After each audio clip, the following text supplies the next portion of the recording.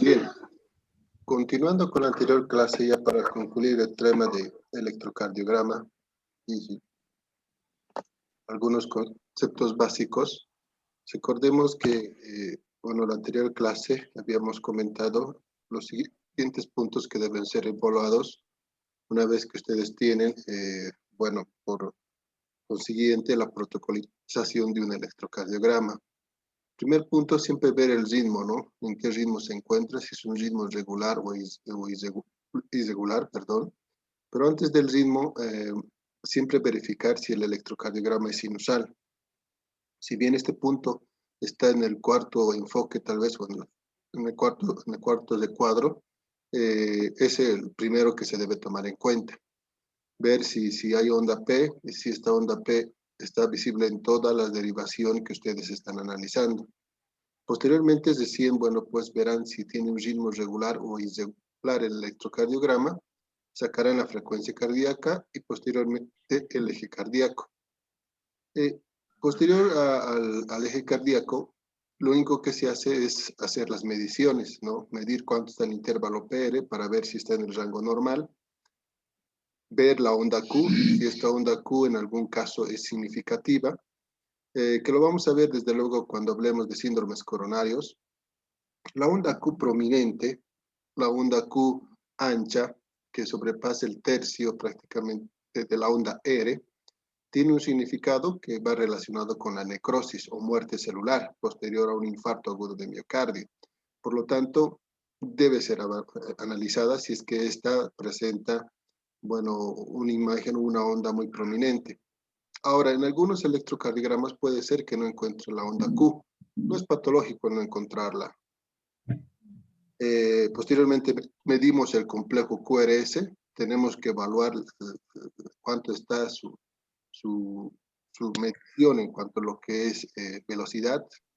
La altura, la verdad, también nos sirve, pero más para poder conocer todo lo referente a hipertrofias ventriculares, ya sea izquierda o derecha, y su morfología también es muy importante, porque puede ser que en el electrocardiograma no encontremos QRS, encontremos RSR, un ejemplo, como en el bloqueo completo de rama derecha, o en todo caso la presencia de una onda R y una onda S ancha en el caso del bloqueo completo de rama izquierda.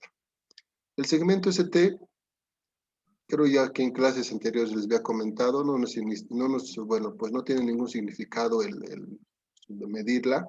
Sí es muy importante el ver si este segmento ST bueno, pues se eleva o en todo caso está por debajo de la línea de base, hablando de supra o infradesniveles.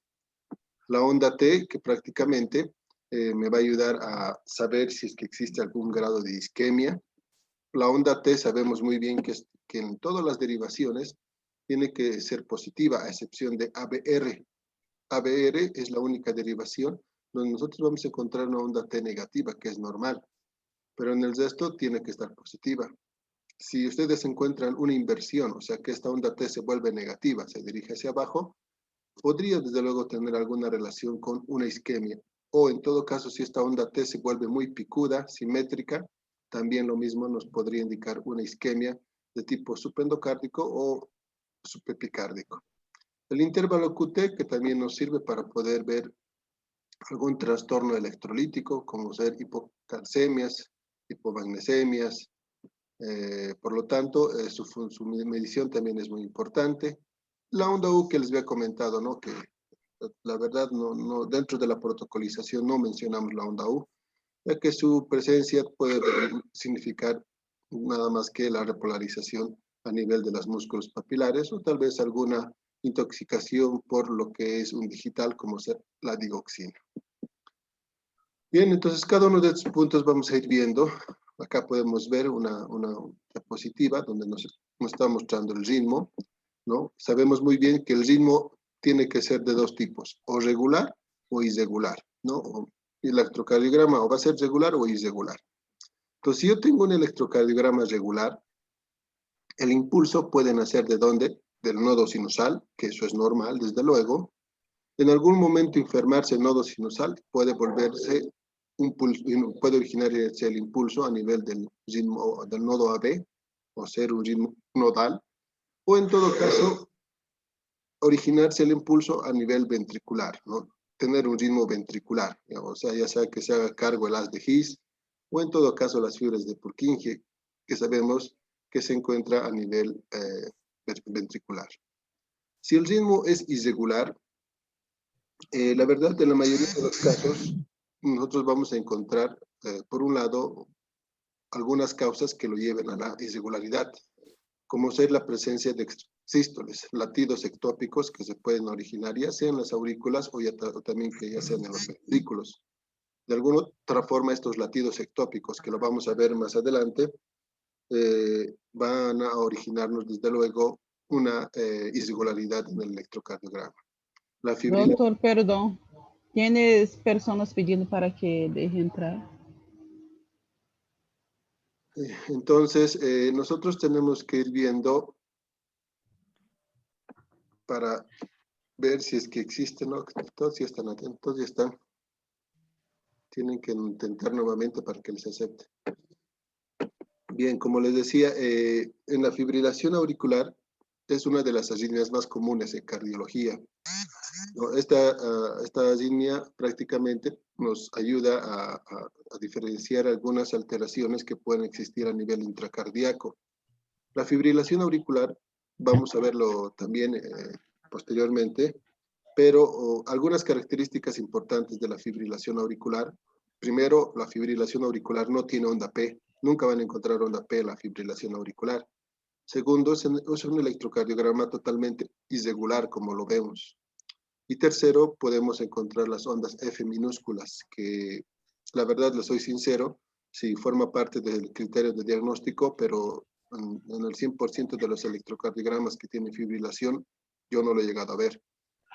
Se podría decir que hay un 85, 90% de electrocardiogramas sí vamos a encontrar las ondas F minúsculas, pero un 10% no se llegan a visualizar.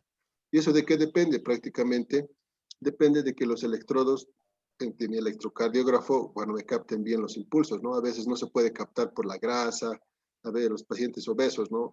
Especialmente, entonces, no es porque esté mal, sino hay algún tipo de alteración en la toma.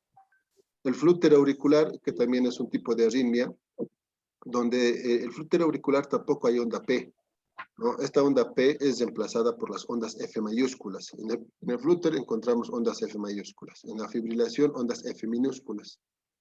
Y este flúter auricular también es considerado una arritmia, puesto que en la literatura nos dice que el 90% de los pacientes tienen un ritmo regular y un 10% un ritmo irregular, pero les soy sincero, la mayoría de los casos yo he visto que sí es irregular, ¿no? Raro es regular, pero no se tiene certeza que esa regularidad se conserve por completo. En algún momento puede volverse irregular y por condicionar, desde luego, o la formación de algún coágulo. Generalmente los ritmos irregulares requieren una anticoagulación.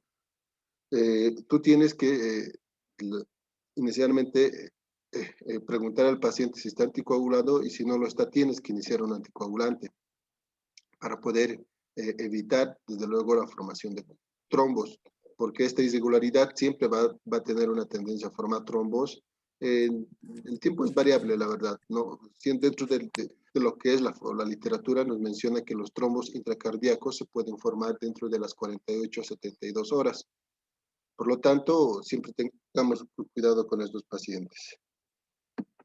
Ahora, en los bloqueos, un ejemplo, otro tipo de arritmias son los bloqueos auricoventriculares, ¿no? Tenemos los bloqueos auricoventriculares, especialmente el de tercer grado, y si el de segundo grado, MOVITz 2 son irregulares, pero bueno, el resto, el MOVITz 1 y el MOVITz, o el primer grado, prácticamente son regulares, pero bueno, no se preocupen, esto lo vamos a ver también en algunos ejemplos que tengo posteriormente.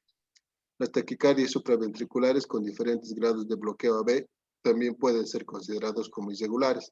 Si muy bien la taquicardia supraventricular en la mayoría de los casos son regulares, el bloqueo AB por si acaso le va a dar la irregularidad, por eso es considerado como irregular. ¿Listo?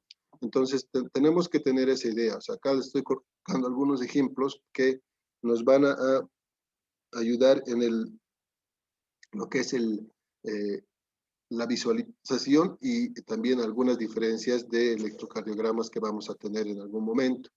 No se olviden, ritmo irregular, fibrilación auricular, flúter auricular, o en todo caso los marcapasos cerrantes, ¿no? Cuando yo coloco un marcapaso y el marcapaso está de repente, bueno, pues trabajando de forma incongruente en el momento con el latido normal.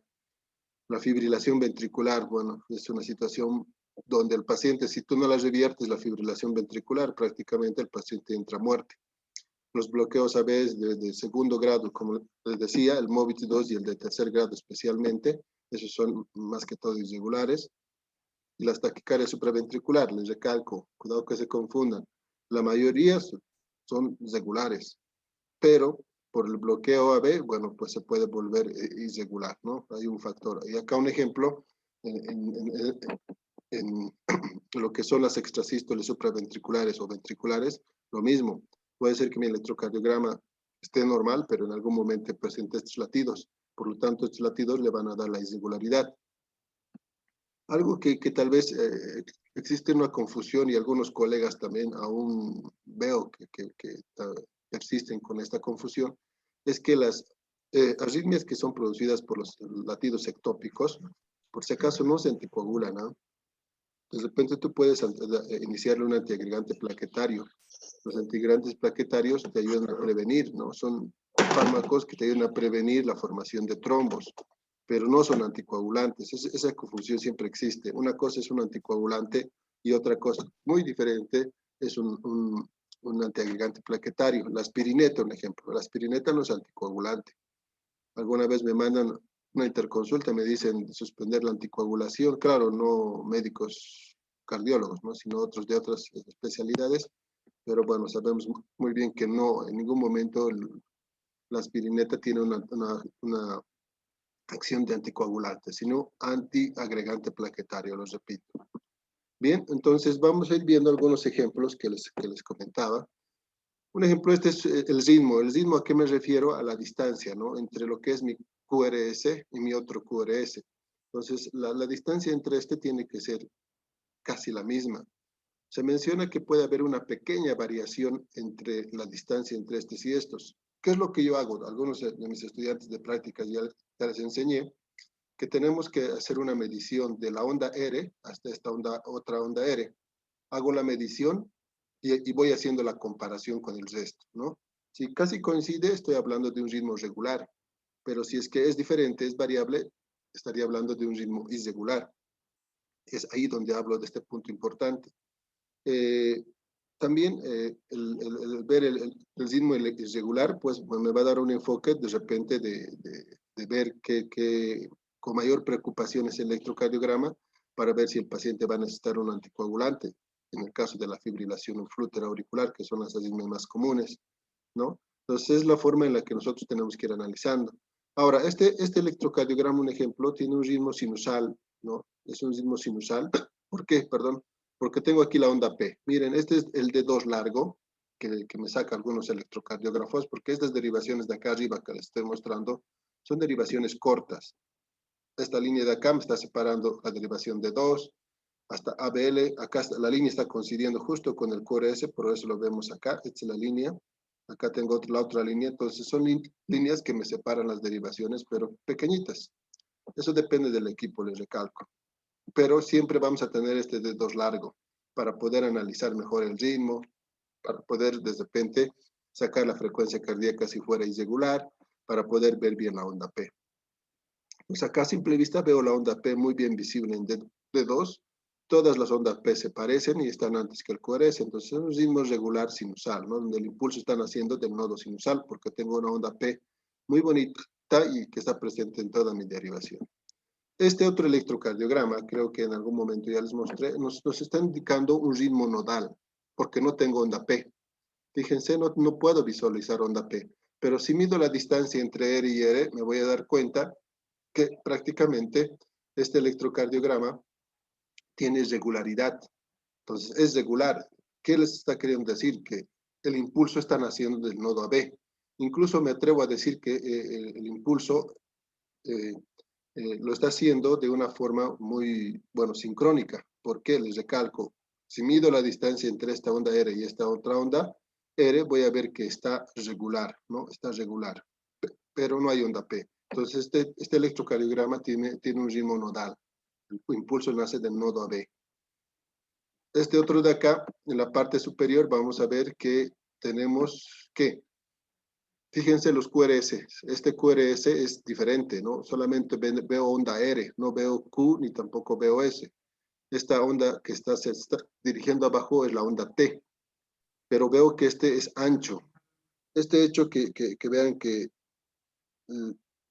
está ancho, que la morfología es ancha del QRS, prácticamente me está indicando que el impulso está naciendo de los ventrículos, pero también va a ser regular, no va a ser irregular, porque los impulsos provenientes de los ventrículos van a, desde luego, tener una regularidad. Por eso acá nos menciona que la frecuencia cardíaca está de 20 a 40. Generalmente el haz de His es el que genera esta frecuencia cardíaca, si recordamos. ¿No? Las fibras de Purkinje generan el impulso a una frecuencia cardíaca menor de 20. Por lo tanto, este es un impulso proveniente de los ventrículos, una frecuencia cardíaca baja. ¿Cómo me doy cuenta? ¿Cuál es la diferencia? El QRS. El QRS siempre va a ser ancho. Todo impulso que se origine en los ventrículos va a originar QRS anchos, no se olviden. Ahora, el impulso que se origina en el ventrículo jamás va a ascender, jamás va a dirigirse a la parte del nodo sinusal. Los impulsos bajan de arriba para abajo, nunca pueden ir de abajo para arriba, jamás. ¿Por qué? Porque tenemos, desde luego, las válvulas, ¿no? Entre las aurículas, que si bien recordamos están compuestos por tejido elástico, fibroelástico, que va a impedir el paso de impulsos de un lugar a otro. Entonces, sí o sí tiene que el impulso viajar por el sistema de conducción cardíaco. Acá podemos ver que esta es una taquicardia ventricular, ¿no? Vemos que, bueno, prácticamente la frecuencia cardíaca está en aproximadamente tal vez 130 latidos por minuto, pero vemos que también existe una regularidad, ¿no? Si medimos la onda R con esta onda R, vamos a ver que en la mayoría de los casos coincide. Por lo tanto, puede existir también esto, taquicardias ventriculares, donde el impulso del ventrículo, por XZ motivos, se acelera y automáticamente va a condicionar una taquicardia. Esto es incompatible con la vida, por si acaso. ¿Eh? Si yo tengo un paciente con taquicardia ventricular, lo más sugerente es hacer una cardioversión eléctrica, hacer una descarga eléctrica para poder revertir esto y que el nodo sinusal se haga nuevamente cargo. Entonces vemos algunos ejemplos de lo que se mencionó anteriormente. Acá esto es una fibrilación auricular, por si acaso. Esta es una fibrilación auricular. Pues totalmente diferente a lo que hemos visto. Este es irregular. Si vamos midiendo, un ejemplo acá, la distancia entre R y R, y voy comparando con el resto, fíjense, acá está ancho, ¿no? Acá está ancho, acá igualmente, pero vamos a ir viendo que no hay onda P, ¿no? Fíjense, aquí no hay onda P. Acá pareciera que fuera una onda P, pareciera que este es un episodio de fibrilación que se está prácticamente queriendo revertir, se está autolimitando y queriendo volver a un ritmo sinusal. Y eso puede pasar. Ahí hablamos de las fibrilaciones paroxísticas. Algunos pacientes pueden tener episodios de fibrilación, de arritmia, y durar segundos nada más, o incluso minutos, que a veces cuando viene a la consulta el paciente no lo podemos detectar, porque el momento que hacemos el electrocardiograma, perdón, puede ser que tenga un ritmo normal, ¿no? Un ritmo regular, proveniente del nodo sinusal, del impulso. Entonces, es ahí donde nosotros tenemos que ir indagando, y los cardiólogos lo que hacemos es solicitar otro tipo de estudio, que es el Holter de 24 horas. El Holter de 24 horas es un estudio que nos ayuda bastante a los cardiólogos para poder hacer la detección de algún tipo de arritmia durante incluso 24, 48 y hasta una semana hoy en día. ¿Ah? Tenemos equipos que nos pueden grabar el funcionamiento cardíaco hasta por una semana.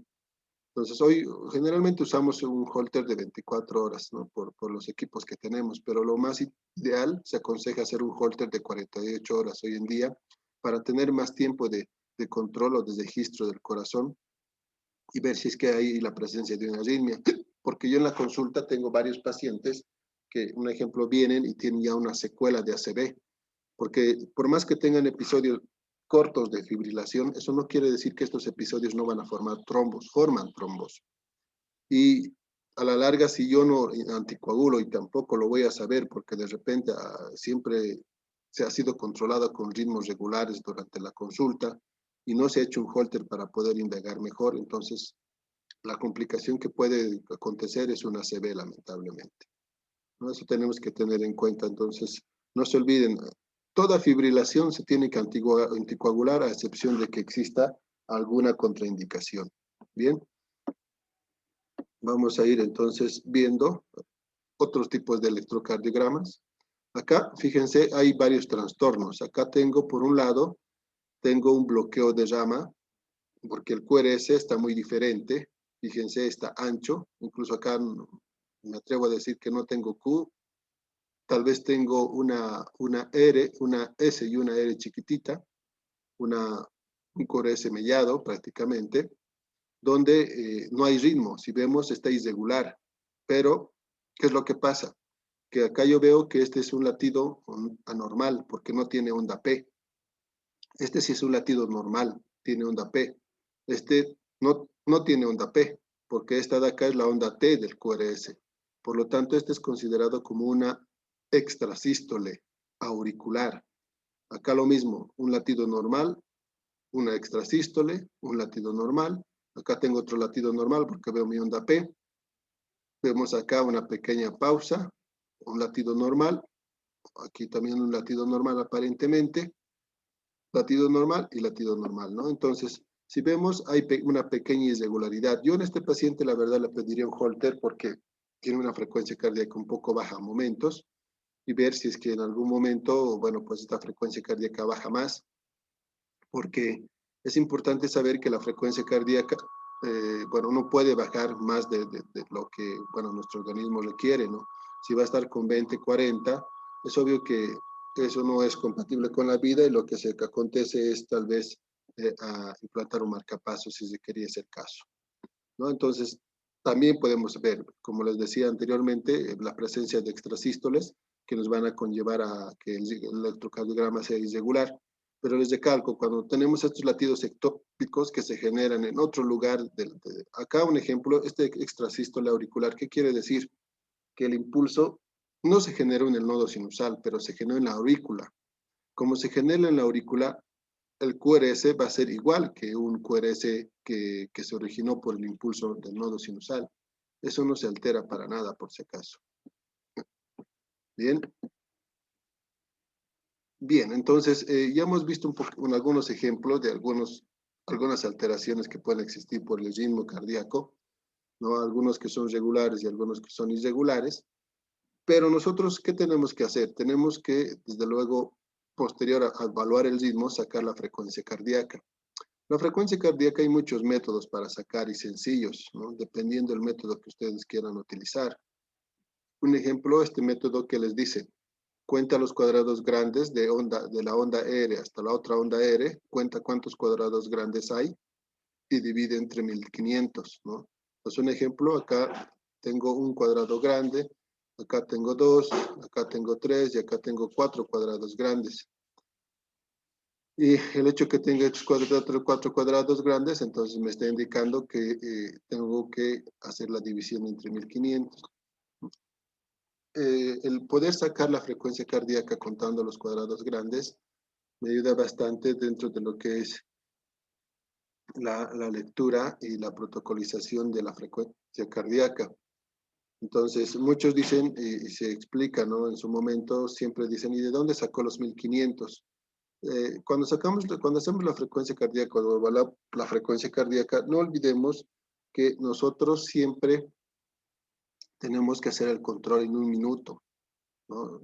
Alguna vez en la consulta, cuando les digo ya controla la frecuencia cardíaca, bueno, muchos no saben en qué tiempo. Entonces siempre se controla en un minuto, ¿no? ¿Cuántos latidos hay en un minuto? Y eso es lo normal. Pero cuando es un ritmo regular, ¿qué hacemos? ¿No? Contamos 15 segundos y en los 15 segundos contamos cuántos latidos hay.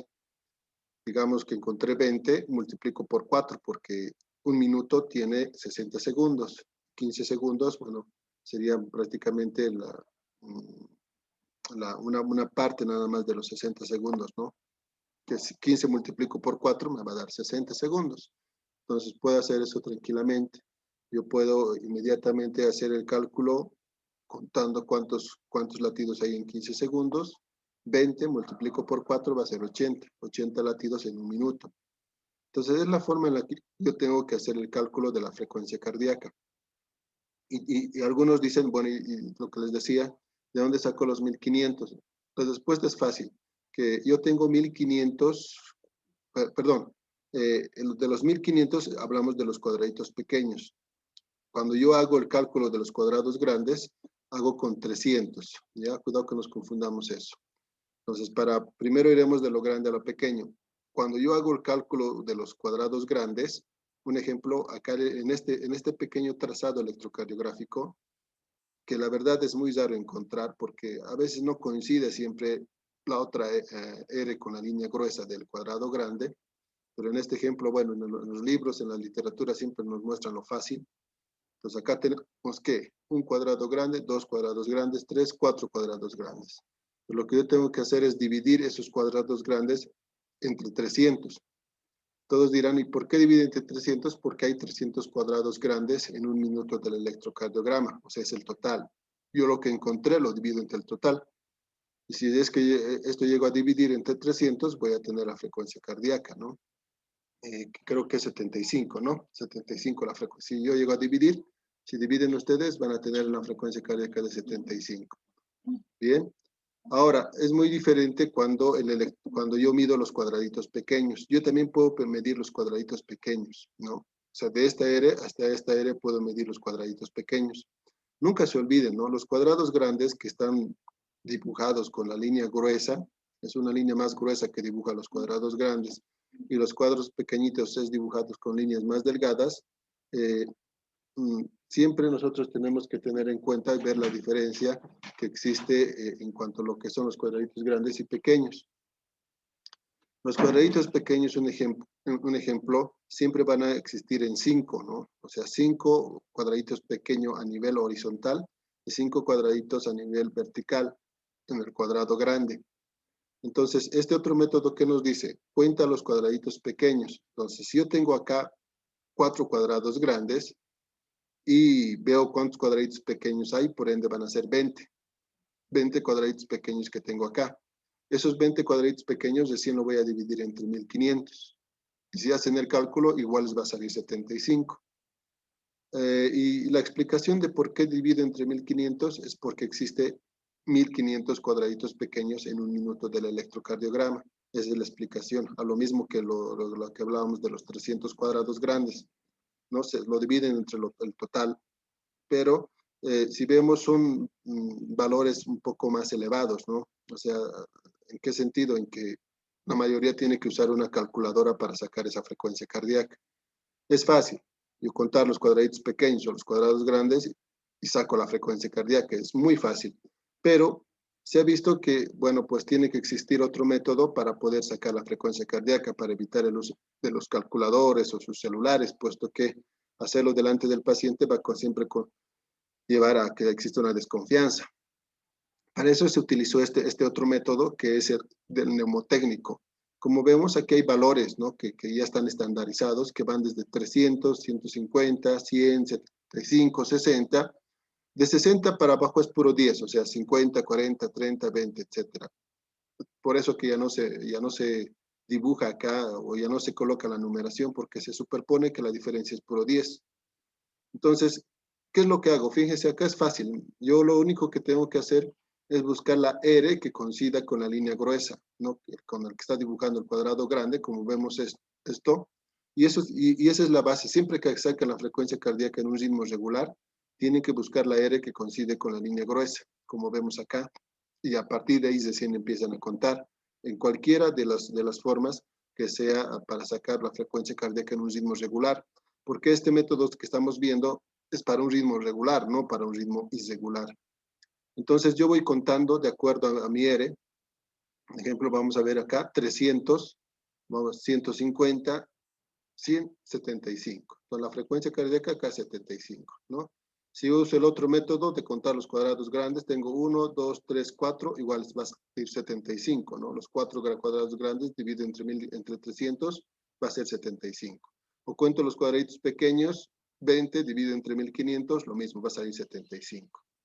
Es obvio que este tipo de ejemplos, les vuelvo a recalcar, siempre los quisiéramos, pues que son fáciles, pero no todos los electrocardiogramas, les vuelvo a recalcar nuevamente, van a coincidir con la línea gruesa miotraere. Puede ser que no coincida.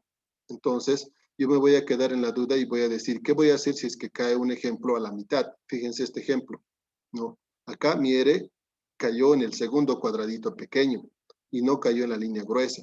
La mayoría de los electrocardiogramas son así, casi no coinciden, ¿no? Porque la frecuencia cardíaca va a variar de una persona a otra.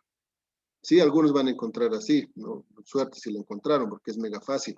Pero si es que les cae a la mitad de los cuadraditos, muchos no saben qué hacer y prefieren contar los cuadraditos pequeños, porque acá contando los cuadraditos pequeños, un ejemplo, cuento desde acá, tengo acá 5, tengo 10, tengo 15, 16, 17, 18 cuadraditos, ¿no?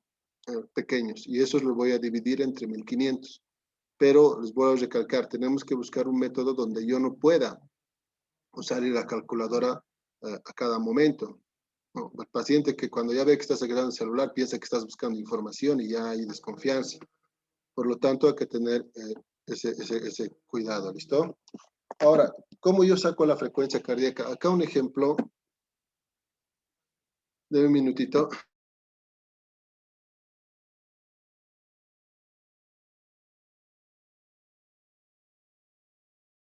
Entonces, como les decía, acá yo lo que tengo que hacer es lo siguiente. Tengo que dar un valor a los cuadraditos pequeños. Hola. Hola. Olá, doutor. Olá, doutor. Olá, Un doutor. minuto, chicos, un minuto. Olá, doutor. Tá bem, doutor.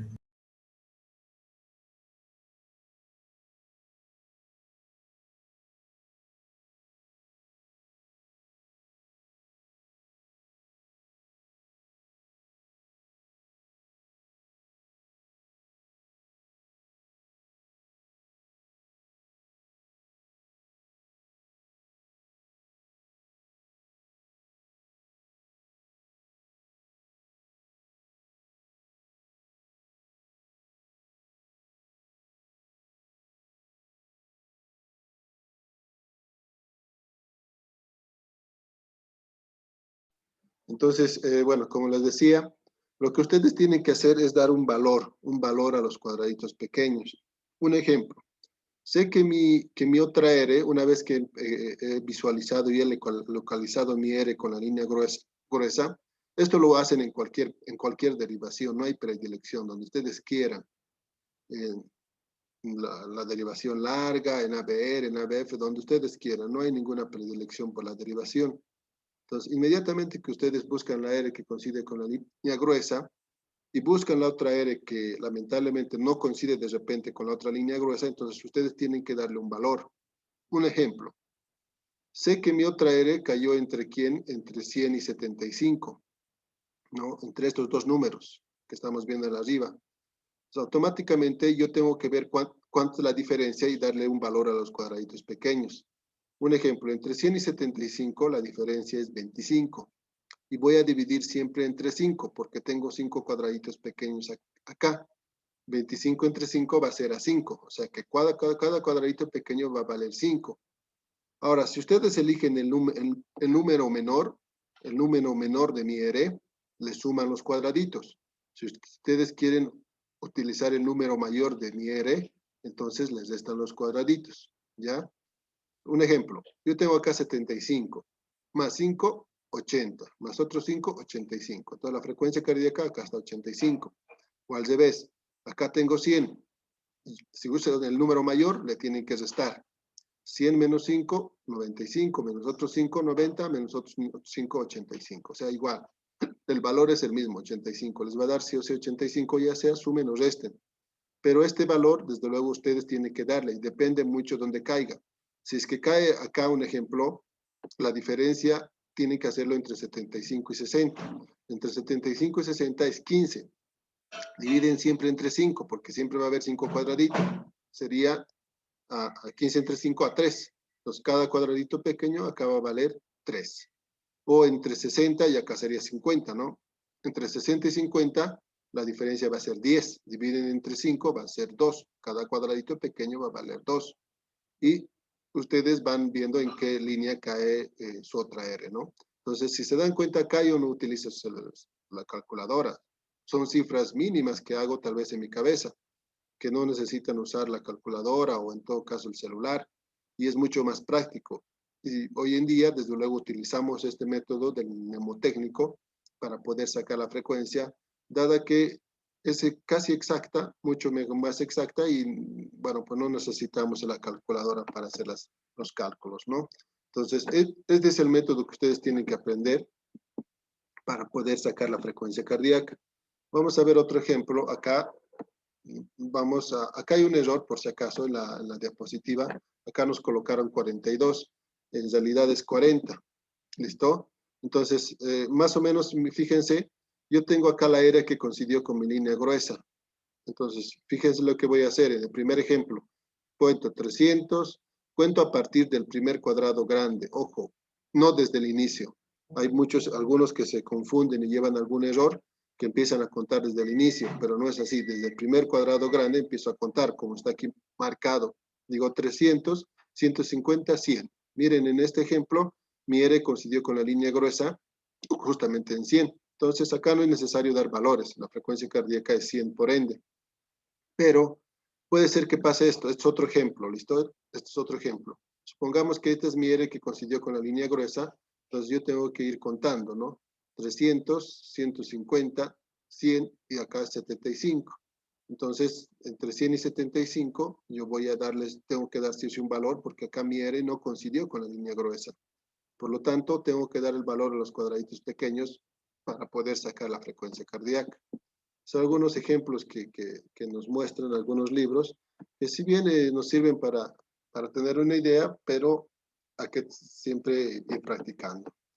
Un ejemplo acá, este es un trazado donde nos está mostrando D1, D2, D3. Esto lo he ampliado por si acaso de un electrocardiograma. Pues acá está fácil, miren, veo en cualquier derivación, donde ustedes quieran, esta es la R que coincide con la línea gruesa. O sea, incluso pueden hacerlo de esta, ¿no? Porque casi coincide, pero esta está mejor. Entonces, donde ustedes quieran, les recalco. Pues acá voy contando, ¿no? A partir del primer cuadrado grande, acá es 300, 150, 100, 75 y acá es 60. Entonces, mi R cayó entre 75 y 60. La diferencia entre 75 y 60 va a ser 15, ¿no? Entre 75 y 60, 15 de diferencia. Divido esos 15 entre los 5 cuadraditos